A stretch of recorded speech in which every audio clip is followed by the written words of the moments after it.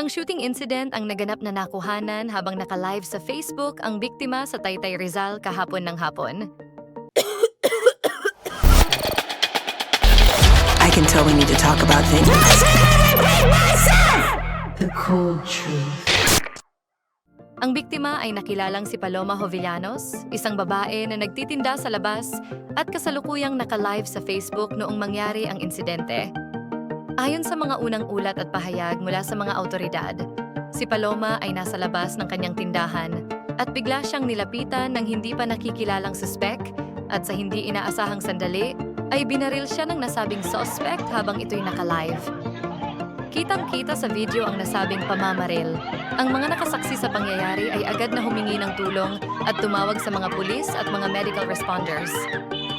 Dinala si Paloma sa pinakamalapit na ospital at kasalukuyang binibigyan ng kaukulang lunas. Ang pulisya ay nagsagawa na ng investigasyon sa lugar kaagad matapos ang insidente.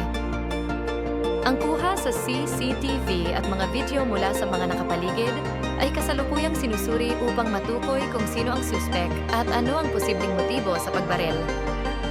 Ayon sa kampo ng mga investigador, hindi pa ganap na malinaw ang dahilan ng pamamaril. Kung ito ba ay may kinalaman sa personal na hidwaan, krimen na may motibong pananalapi, o anumang iba pang kadahilanan. Ngunit tiniyak ng mga pulis na hindi nila papayagang malusaw ang hustisya para kay Paloma at patuloy nilang hinahanap ang suspect. Marami ring nagbahagi ng kanilang samang loob sa social media na nagpapakita ng suporta at panalangin para sa kapayapaan ng kanyang pamilya. Agad namang naglabas ng pahayag ang kapitan ng barangay at sinabing tutulong ang buong kapulisan upang matukoy at mahanap ang suspect. Humingi din siya ng panalangin ukol sa kondisyon ng biktima. Ang pamilya ni Paloma ay kasalukuyang humihingi ng hustisya at katuparan ng katotohanan sa pamamagitan ng mga awtoridad.